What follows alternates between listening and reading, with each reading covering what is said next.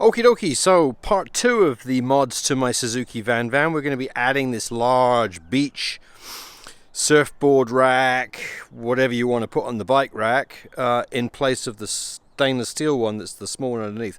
So obviously I've laid it on top just to get an idea of where the mounting tabs and brackets go, and you can see that on each side this tab here is going to go to the frame side where I've got my frame sliders attached, so that's got to go in place here. And then at the sides the bracket comes down and mounts to the top of the foot peg bracket on this side, and exactly the same on the left side. So you can see the tab comes here, it's going to line up with that thing here. So I'm going to have to remove my frame sliders. These are for my students when they drop the bike to protect the back end of the bike. So I've got to take that off on both sides. I've got to take this bolt off here on both sides, and then remove the stainless steel rack, the little rack that's under here. So if I pull this off carefully without damaging the bike and put this down, time to take this off, which is 2 bolts on either side here to remove it. So that's what I'm going to do next. Nice and easy. It's basically where the indicators are held on, and there's another mounting bolt here, so 2 on each side. Remove those bolts, lift this off, reattach the new one. Onwards. So with those 10mm bolts taken out here, now what you can do is loosen up the frame is actually disconnected, but the thing that's holding it on are the wires for the indicators, the turn signals. So as you can see here, you've got a wire that's coming up and into the turn signal, and the same on this side. So we need to undo the wiring for the indicators so that it's loose, so that it can then be reattached to the new frame once it goes back on. So if I go underneath the bike and I look up here, you got a Phillips head screw which holds the turn signal on, so that can be undone, and then you can disconnect the wiring there and push it through. So do that on both sides, and then theoretically this should come off with a little bit of finessing.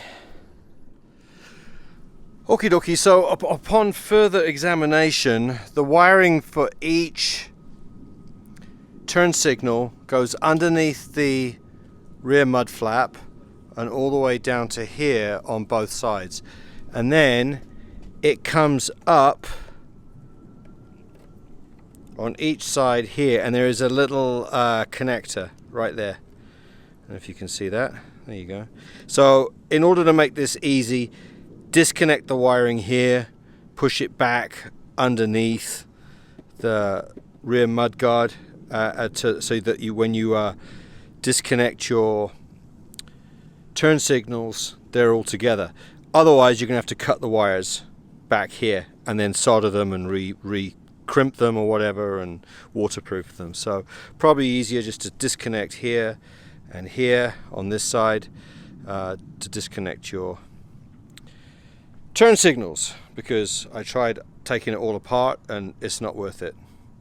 It's a pain in the booty. So you can undo the nut here and take it off, but a lot easier if you disconnect the wires. So that's what I'm going to do now, disconnect those wires.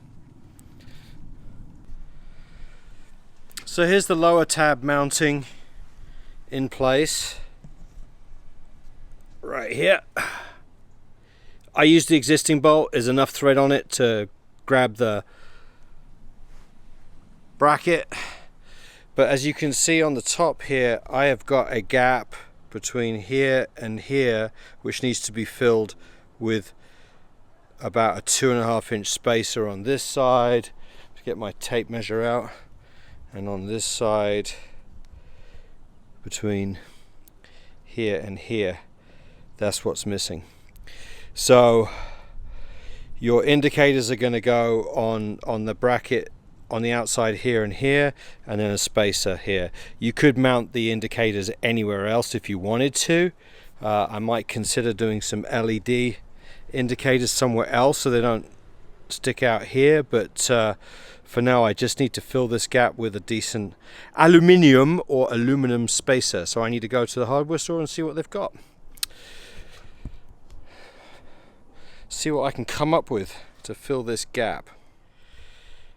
Alright, so one quick trip later back to the hardware store, and I managed to get myself some 1 3/4" spacers. So I took up the slack with a couple of washers here and slightly longer grade 8 stainless steel bolts. They're a metric thread. So one on each side here and here, and as you see there's a nice little spacer between the frame rails and the side to space out the back of the rack. So that's those connected here. We just need to tighten up the bolts on the tabs here that come down to the rear peg holders, and that is the rack on. So tighten that up and then I'll show you the finished look of the bike. Well, here she is with all the modifications made.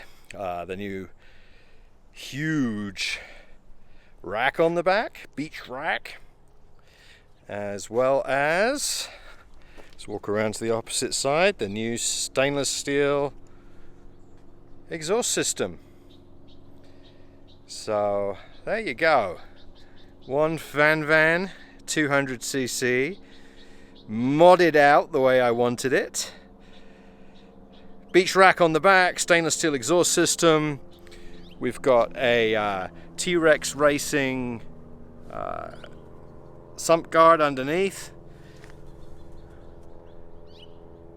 We've got crash bars on the sides. We've got bark buster handlebar protectors on the bars. And the VanVan is ready to rock and roll. I tell you, I get more compliments on this bike than any other motorcycle I've ever ridden. It's ridiculous. It's really fun. Wherever I go on this little thing and park it, people come up to me and be like, "What is that thing? That's so cool. That's so retro. Did you restore it? Is it from the 70s or the 80s?" I'm like, no. It's a 2018 Suzuki VanVan. Alright, let's start her up one more time.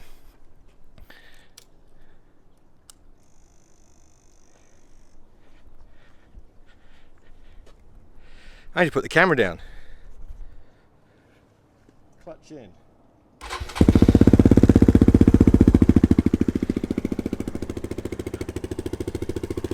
Such a better sound out of that exhaust system.